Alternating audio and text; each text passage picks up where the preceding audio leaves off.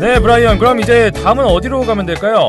네, 이제 우리가 꼭 봐야 되는 장소가 있는데요. 바로 그 자유의 여신상입니다. 야, 자유의 여신상은 뭐 너무나 유명하지 않습니까? 그렇습니다. 영화나 사진에서 하도 봐서 그 안 봐도 된다는 사람이 있을 정도인데 저는 그래도 뉴욕까지 왔으니까요. 자유의 여신상을 좀 보는 게 좋지 않을까 그렇게 생각을 합니다. 보면 어떻게 뭐 색다른가요? 그렇습니다. 실제로 보면 네. 그 감동이 그 대단하고요. 이 참고로 말씀을 드리면 자유의 여신상은 그 미국 독립 100주년이 되는 1886년에 프랑스가 그 미국에 그 선물을 한 그런 거대한 동상입니다. 전 몰랐습니다. 네. 프랑스에서 만든 거구나. 그렇습니다. 메이드 인 프랑스입니다. 네. 그래서 그 유명한 파리에 있는 그 에펠탑을 설계한 그 구스타프 에펠이 그 내부 구조를 그 설계한 것으로 아주 그 유명합니다. 에펠이 설계를 한 거구나. 그렇습니다. 아니 근데 그렇게 엄청 크잖아요, 자유여신상. 그렇습니다. 그럼 어떻게 프랑스에서 미국까지 이렇게 옮기게 된 거예요? 그 어떻게 다 만들어낸 다음에 옮긴 건가요? 네, 그래서 여기서 한 가지 짚고 넘어가야 될 것이 뭐냐 그러면 많은 분들이 그 구스타프 에펠이 모든 것을 다 만들었다라고 생각을 하는데 그게 아니고 사실 그 자유여신상의 외관은 그 프레데릭 오기스트 바르톨디라는 사람이 있습니다. 이 사람이 그 자기 어머니의 얼굴을 그 자유여신상의 얼굴이 자기 이분의 그러니까 바르톨디라는 분의 어머니의 얼굴입니다. 얼굴을 모티브로 해서 이렇게 그 만들었다라고 합니다. 그래서 사실은 그 1834년에 요 자유의 여신상이 옮겨져 와서 그 세워져야 되는데 그 받침대가 1884년까지 완성이 안 된 겁니다. 왜냐 그러면 그때 미국이 경제적으로 안 좋았다라고 합니다. 네. 그래서 요 돈이 없으니까 정부가 지원도 안 해주고 하니까 국민의 성금으로 요 자유의 여신상 로열 받침대를 만들어야 되는데 이것을 못 만든 겁니다. 못 만들어서 그 유명한 그 조지프 플리처라고 하는 사람. 플리처상? 예, 그렇습니다. 플리처상을 만든 거 유대인이죠. 그 유대인, 그 자기가 발행하는 신문, 더 월드라는 신문이 있었는데 요 더 월드라는 신문에 제발 돈 좀 내주십시오라고 이렇게 모집 광고, 성금 모집 광고를 해서 돈을 모아가지고 그 자유여신상이 이렇게 그 뭐라 그러죠? 자유여신상이 쓰는 받침대를 만든 후에 그 옮겨 온 겁니다. 그러면 와서 세운다는 거 보면은 완성이 돼서 온 게 아니고 조각조각으로 가져와가지고 어떻게 여기서 세웠나 봐요? 네, 많은 분들이 그 거대한 것을 이렇게 뭐 통째로 갖고 와서 세운 거라고 생각을 하는데 그 워낙 무겁기 때문에 그것을 통째로 세울 수 있는 기술은 그 당시에 없었고 프랑스에서 이제 300개가 넘는 약 350개라고 말합니다. 350조각으로 분리를 해서 이것을 미국으로 실어 나른 후에 그 재조립하는 그런 방식을 취했고요. 참고로 말씀을 드리면 프랑스 파리 북쪽에 그 루앙이라고 하는 항구 도시가 있습니다. 루앙이라는 항구 도시로 이동을 시킨 다음에 기차로 이동을 시킨 다음에 그 프랑스 구남에 실습니다. 프랑스 구남에 이걸 실어서 지금 현재의 그 리버티 섬으로 옮겨서 조금 전에 말씀드린 대로 그 성금으로 그 만든 그 받침대 위에 하나 조각을 레고 조각 마치듯이요. 마치듯이 이렇게 건담인가요? 건담 조각 마치듯이 이렇게 올려 세운 것이죠. 이게 엄청 크잖아요. 몇 미터 정도. 그렇습니다. 그래서 그 받침대를 포함을 해서 높이가 무려 93m고요. 이야. 그리고 여신상의 높이만은 그 46m입니다. 받침대가 꽤나 크구나. 이게. 그렇습니다. 받침대가 꽤 높습니다. 그리고 무게는 무려 그 225톤입니다. 225톤이죠. 225톤인데 이것을 좀 생각을 해보십시오. 지금도 사실 이것을 세우려고 한다 그러면 어려울 텐데 그 당시에 어떤 기술이 있는지 모르겠지만 무려 4.5개월, 약 5개월 동안 이걸 세웠다라고 합니다. 5개월 동안 이렇게 이걸 세워서 이제 1886년 그 10월 28일 날 완성이 돼서 일반인들한테 공개가 된 것이죠. 그런데 이 자유여신상이 그 횃불을 들고 있잖아요. 그렇습니다. 이런 게 어떤 의미들이 있는 거예요? 네, 많은 의미가 있습니다. 참고로 말씀드리면 그 손에 든 것이 그 독립선언서입니다. 독립선언서인데 이 독립선언서의 길이만 7.19m입니다. 그렇게 커요? 그게? 그렇습니다. 독립선언서가 멀리서 네. 보면 굉장히 작아 보이는데 워낙 큰 동상이다 보니까 오. 독립선언서의 길이만 7.19m입니다. 그런데 이게 많은 사람들이 그 동상이 굉장히 두꺼울 거라고 생각을 하는데 이 동상의 그 두께, 재질이 되겠죠. 동상의 두께는 2.37mm밖에 안 된다고 합니다.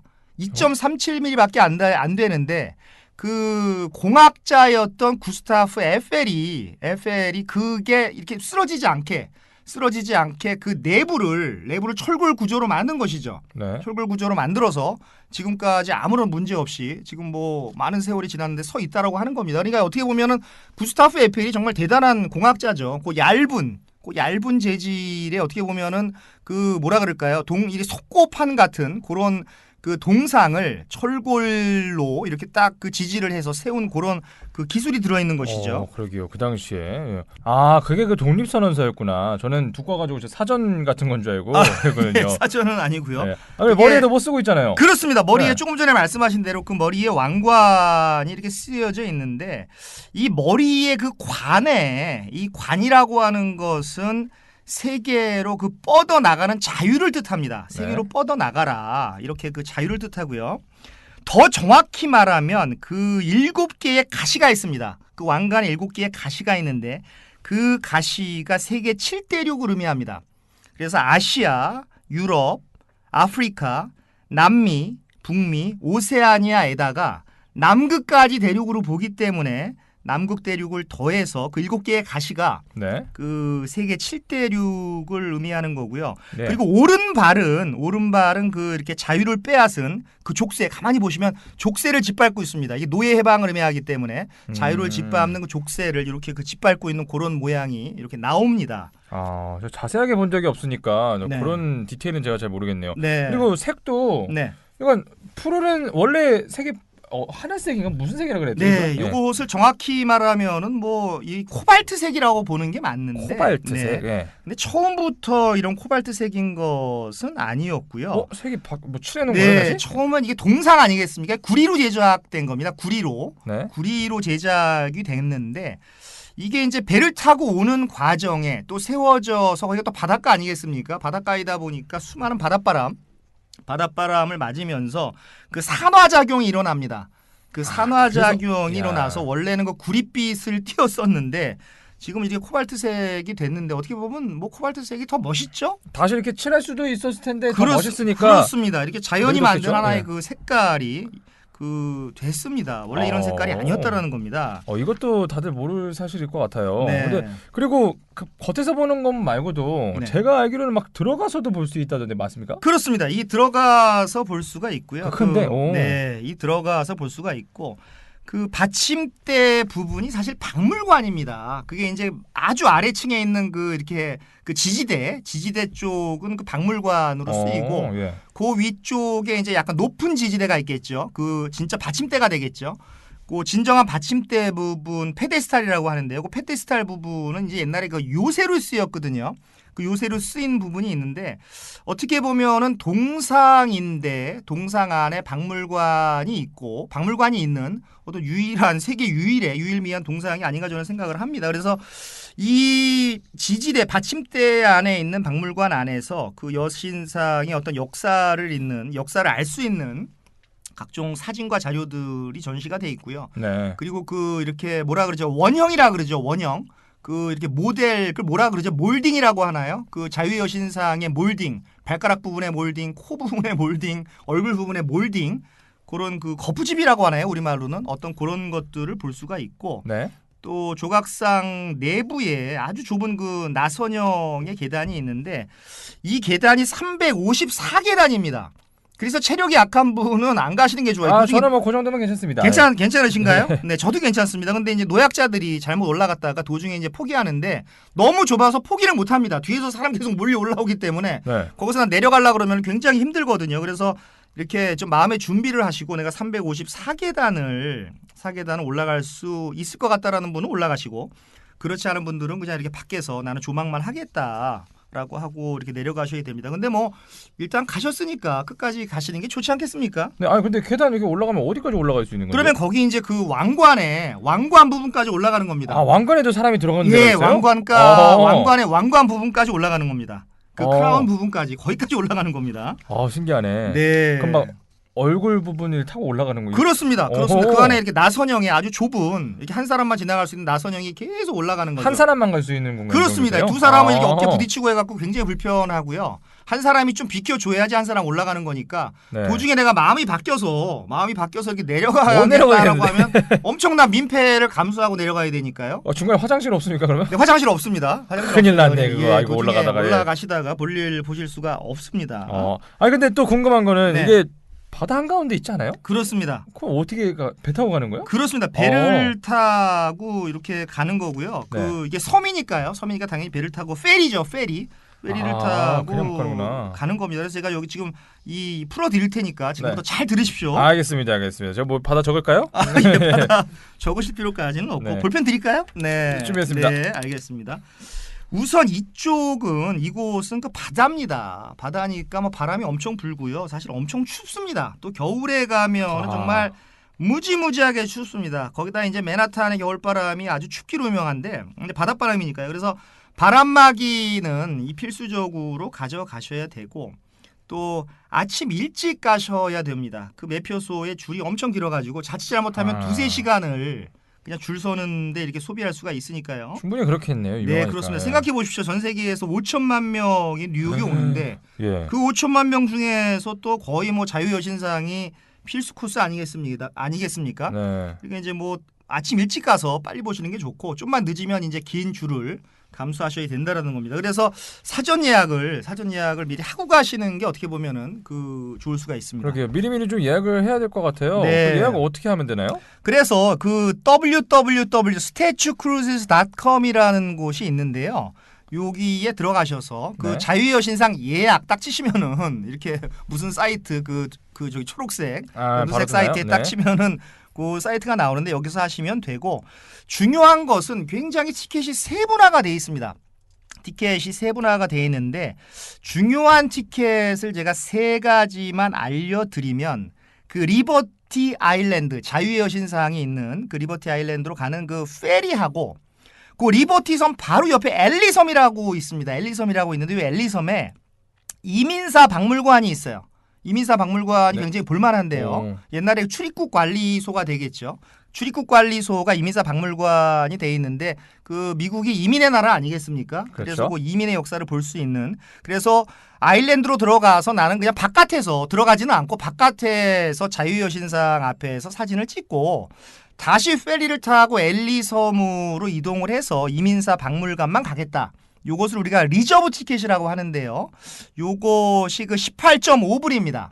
18.5불짜리 요것을 예약하셔도 되고 네. 나는 그게 아니고 꼭대기까지는 아니더라도 그 여신상의 그 지지대 부분 박물관이 되겠죠. 박물관 요새로 사용된 부분 그 부분을 이제 그 부분을 포트 우드라고 하는데 포트 우드까지만 난 가보겠다. 그런 것을 저희가 이제 페데스탈 그 리저브 티켓이라고 합니다. 요것도 18.5불입니다. 똑같네요. 네. 요것도 굉장히 인기가 좋아서 요것도 금세 매진이 되기 때문에 요것도 서두르셔야 되고요. 그리고 역시 가장 중요한 것은 그 크라운 리저브 티켓이라 그래서 조금 전에 제가 말씀드린 대로 자유여신상의 왕관까지 올라갈 수 있는 티켓인데 요것은 예약만 가능합니다. 요것은 현장 구매가 안 돼요. 예약으로만 이렇게 구매할 수가 있는데 성수기 때는 이게 6개월이 기본입니다. 6개월이요? 네, 6개월 전에 예약을 하셔야 되고. 야, 이거 뭐 대략 엄청난 뭐 방탄소년단 콘서트보다 훨씬 힘들겠는데요? 훨씬 힘들다고 볼 수 있는 게 맞고요. 입장료는 뭐 18.5불이나 뭐 거의 비슷한데 21.5불인데요. 차이가 뭐 거의 안 나고 차이네. 예, 3달러 차이밖에 안 나고. 그럼 3달러 차이밖에 안 나면은 뭐 이왕 가는 거 왕관까지 가는 게 좀 낫지 않겠습니까? 그렇습니다. 그렇지만 그 예약의 미학 미리 좀 예약을 하셔야 된다라는 게 문제가 있습니다. 그래서 어떤 분은 호불호가 갈려서 이 생고생을 해서 내가 거기서 이 6개월까지 기다려서 올라가야 되느냐 이런 분들도 있고 무슨 소리냐 자유여신상을 왕관까지 올라가는 게 나한테는 큰 의미가 있다 이렇게 하시는 분이 있어서 어떻게 보면은 호불호가 갈리는 그런 명소라고 할 할 수가 있습니다. 브라이언의 추천은 어떤가요? 저는 그래도 올라가는 것을 추천을 합니다. 뭐 죽기 전에 여기를 네. 몇 번이나 올라가겠습니까? 그래서 자유여신상에 나는 올라가 봤다라고 얘기하는 것이 좀 의미가 있지 않겠습니까? 그렇군요. 자, 이제 자유의 여신상까지 봤으니까요. 네. 맨해튼 이제 네. 다 본 건가요? 네, 맨해튼, 예, 맨하탄, 예. 아직입니다. 뉴욕의 중요한 명소인 브루클린 브릿지를 봐야 되는데요. 브루클린 브릿지라고 들어보셨나요? 브루클린 하도 영화에 브릿지. 많이 나와. 그렇죠. 영화 근데 잘은 몰라요. 영화에 나왔다고만 알고. 네. 좀 알려주시죠. 네. 맨하탄과 브루클린을 연결하는 1053m의 다리고요. 1870년에 착공을 해서 1883년에 완공이 됐으니까 공사 기간이 상당히 길죠. 거의 13년 동안 걸린 예. 거죠. 그래서 이게 개통돼서 이제 20년 동안은 세계에서 가장 큰 현수교는 우리가 시드니 편에서 이미 설명을 드린 바가 있고요. 네. 또 부다페스트에도 나오고요. 세체니 다리. 세계에서 가장 큰 현수교였는데 이제 중요한 것은 이 다리에 이렇게 보행자 전용 도로가 있다라는 겁니다. 그래서 1층은 차도고 2층은 인도로 구성이 되어 있어서 굉장히 이렇게 아주 뭐라 그럴까요? 이게 인간을 굉장히 이렇게 우대하는 그런 다리고요. 그래서 다리를 건너는데 저 같은 경우에는 좀 다리 힘이 좋기 때문에 30분, 35분이면 건너는데 네. 천천히 걷는 분들은 1시간 네. 정도 이렇게 걸리는 걸로 알고 있습니다. 1km가 넘으니까요. 항상 이렇게 말씀하실 때 다리 힘을 되게 강조를 하시는데 네. 평소에 다리 운동을 좀 많이 하시나요? 네, 제가 등산을 정기적으로 다니고 있고요. 네. 남자는 또 다리 아니겠습니까? 제가 1편 때가 2편 때가 다리 한번 슬쩍 만져본 적이 있었는데 네. 좀 단단하셨어요. 네, 그래서 제가 네. 우리가 다음 편에 바르셀로나 편에서 말씀드리겠지만 거의 저는 걸어서 다녔습니다. 바르셀로나를 거의 걸어서 다녔는데 네. 다리가 더 튼튼해져서 돌아왔습니다. 다음 시간 때는 바르셀로나로 가네요. 네. 미리 또 예고를 해주시네요. 네. 근데 궁금한 게 이 브루클린 브릿지가 네. 어떻게 생긴지는 제가 잘 몰라서 네. 영화 유명 촬영지라고는 하는데 네. 그렇게 유명할 정도로 아름답습니까? 그렇습니다. 이 브루클린 브릿지에 가는 이유가 다리의 역사도 역사지만 야경을 보는 즐거움이거든요. 그래서 일몰 시간대에 이렇게 다리를 건너면서 맨하탄의 마천루에 아름다운 실루엣을 보는 것 자체가 어떻게 보면은 뉴욕 최대의 관광 거리가 되는 것이죠. 그리고 여기가 뉴욕 최고의 포토 스팟이다. 이렇게 말씀하시는 분도 굉장히 많습니다. 그래서 여기서 보면은 이제 뉴요커들이 이제 조깅하는 모습도 보고 자전거를 타고 건너는 모습도 보고 또 이렇게 맨하탄의 모습을 이렇게 조망하는 그런 것도 좋고 그래서 뉴욕의 볼거리 중에 하나라고 저는 선정을 해봤습니다. 그러면 요 인별그램에 가가지고 해시태그 검색 한번 해봐야겠다. 네. 사진 많이 찍으셨겠네요. 네, 많이 나와 있습니다. 브라이언도 지금 인별그램 하지 않습니까? 네, 저도 네. 하고 있는데 네. 이제 계속 팔로워가 조금씩 늘어나고 있는 그런 추세입니다. 조금씩 늘어나고 있나요? 네, 조금씩 늘어나고 많은 있습니다. 팔로우 부탁드리겠습니다. 네. 자, 이 아름다운 브루클린 브릿지 그런데 이게 네. 참 브루클린 브릿지는 조금 전에 말씀드린 대로 이제 무려 13년 동안에 걸쳐서 이렇게 건설된 다리인데 건설 당시에는 이게 엄청난 난공사였습니다. 정말 어려운 공사여서 이 다리를 건설하면서 20명이 돌아가셨다라고 합니다. 20명이 그러니까 1년에 1명 이상이 돌아가신 거죠. 1.5명씩 돌아가신 건데 네. 그래서 많은 분들이 돌아가셔서 참 지금 예석합니다. 예석하게 생각을 하고요. 근데 공사를 이렇게 총괄하셨던 분 이름이 존 어거스터스 로디블링이라는 분이 계십니다. 로디블링이라는 분이 계신데 요 분이 공사가 완공되기 전에 설마 또 이분도 돌아가셨습니다. 그래서 자신의 작품, 자신의 역작을 보지 못하고 돌아가셨는데 저는 이런 생각을 합니다. 왜 많은 거장들은 자신의 작품을 못 보고 돌아가시는지 저는 그것도 어떻게 보면 이것도 하나의 상식 밖의 세계사인가요? 부다페스트에도 네. 그런 예가 있지 않았습니까? 지난번에 우리 부다페스트 편에서 아까도 다리 하나 얘기하셨던 세체니 다리. 네. 그때도 그랬었잖아요. 네. 근데 세체니 다리는 아니고 아닌가요? 정확히 네. 세체니 다리는 아니고 세체니 다리는 이제 보고 이제 돌아가셨고 보고 그랬었나? 돌아가신 게 아니고 보고 본국으로 돌아가셨고 네. 부다페스트의 국회의사당을 설계하신 세체니 슈테인 아닌가? 임내 슈테인들, 임내 슈테인들이라는 분이 계시는데 요 분이 그 1902년도에 돌아가셨습니다. 참고로 말씀드리면 부다페스트 국회의사당은 이분이 돌아가신 2년 후 1904년에 완공이 되죠. 그러니까 꼭 그 완공되기 직전에 이 설계하신 분들은 이렇게 자기의 역작을 못 보고 돌아가시는 것들 이런 거 보면 참 이거 재밌습니다. 제가 한번 이거 뭐 문헌을 찾아서 네. 글 한번 써보고 싶어요. 네. 얼마나 많은 분들이 자기의 작품을 그 위대한 인생의 역작을 못 보고 돌아가셨는지 그렇습니다. 그리고 저도 지금 반성을 하고 있습니다. 제가 복습을 안 했다는 게 지금 티가 났네요. 네, 복습하도록 하겠습니다. 네, 네. 자, 그럼 이제 다 어떻게 대충 봤나요, 맨하탄? 아, 근데 한 군데만 더 가시죠. 한 군데만 또 있어요, 예. 한 군데만 더 가셔야 되는데 바로 어디냐 그러면 그 유엔 본부입니다. UN! 본부. 그렇습니다. 눈이 부시게 그 유엔은 아니죠. 네. 유엔. 그 유엔은 아시나요? 예, 유나이티드 네이션이고요. 아, 여기는 네. 유나이티드 네이션. 네. 예, 국제 연합이죠. 아, 유엔 본부가 예, 뉴욕에 UN 있어요? 그렇습니다.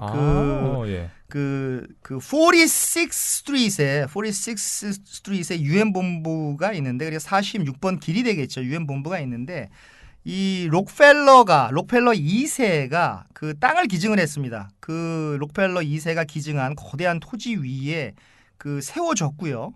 근데 참고로 말씀을 드리면 유엔 본부는 그 사무국 빌딩이 있고요. 그리고 총회 빌딩이 있고요. 그리고 이제 회의장 빌딩이 있고요. 네. 그리고 이제 함마르실드 도서관이라는 도서관이 있는데 이 함마르실드라는 분이 제2대 유엔 사무총장을 역임하신 분인데 이분이 그 1961년도 노벨 평화상 수상자입니다. 그래서 그분의 이름을 이렇게 길여서 그 함마르실드 도서관이 있고요. 그래서 사무국 빌딩, 총회 빌딩, 회의장 빌딩, 함마르실드 도서관 이렇게 이루어져 있는데 우리나라는 유엔 사무총장을 배출한 국가 아니겠습니까? 그렇죠. 반기문 사무총장님을 배출한 나라이기 때문에 아이들이 있다면 참 교육적인 측면에서도 한번 이렇게 방문하는 것이 좀 저는 바람직하다고 저는 생각을 합니다. 그냥 방문만 하면은 교육이 좀 될까요? 네, 그래서 네. 여기는 이 프로그램이 있습니다. 유엔 본부 역시나, 예. 내부 관람 프로그램이 있는데 중요한 것은 역시 온라인으로 예약을 미리 해야 되고요. 그냥 가시면은 안 되고. 그래서 이제 그 가이드 투어를 이렇게 이용을 하시면 그 지붕이 둥근 총회 빌딩, 이제 영어로 General Assembly 빌딩이라고 하는데요. 총회 빌딩하고 회의장 빌딩, 컨퍼런스 빌딩이라고 합니다. 그래서 요 General Assembly 빌딩하고 컨퍼런스 빌딩을 그 구경을 할 수가 있습니다. 그래서 그 총회 빌딩은 유엔 총회가 열리는 데죠. 그래서 방청석까지 합치면 그 2,700석이 넘는 거대한 홀입니다. 네. 근데 중요한 것은 이 내부의 그 스테인드 글라스를 누가 만들었느냐? 바로 마르크 샤갈이 했다라고 하는 겁니다. 마르크 샤갈. 네. 그 20세기 최고의 화가라고 일컬어지는 마르크 샤갈이 이렇게 했고요. 그래서 외교관을 꿈꾸는 젊은이들이 있다면 여기 뭐 다른 뭐 엠파이어 스테이트 빌딩도 좋고 뭐 브루클린 브리지도 좋고 다 좋지만 이왕에 뉴욕에 가셨으니까 유엔 본부를 가시는 것도 저는 의미가 있다라고 생각을 하고 추천을 합니다. 이 정도 크기면은 뭐 콘서트장 같겠어요. 그렇습니다. 그냥 하면 왕왕왕 울리고 그 정도인가요? 네, 근데 뭐 워낙 그 시설이 잘 돼 있어서 울리지는 않지만, 그런가요? 예, 울리지는 않지만 어쨌든 아주 뭐 이것도 멋집니다. 저는 굉장히 좋았습니다. 얼마예요? 그래서 많은 분들이 입장료가 여기가 공공기관이다 보니까 입장료가 무료라고 생각을 하는데 무료가 아니고요. 네. 22불이나 되는 입장료를 받고 근데 중요한 것이 이제 수많은 국가의 외교관들이 출입을 하는 곳이 아니겠습니까? 그래서 노출이 심한 옷은 좀 피해야 되고 또 이제 테러의 위험성이 있기 때문에 날카로운 그 물건이나 뭐 큰 가방 같은 거 핸드백 정도는 괜찮은데 큰 뭐 가방 같은 거는 가지고 갈 수가 없습니다. 물론 한국어 투어도 있습니다. 한국어 투어도 있어요? 네, 그렇습니다. 한국 사람들 참 많이 오나 보다. 그렇습니다.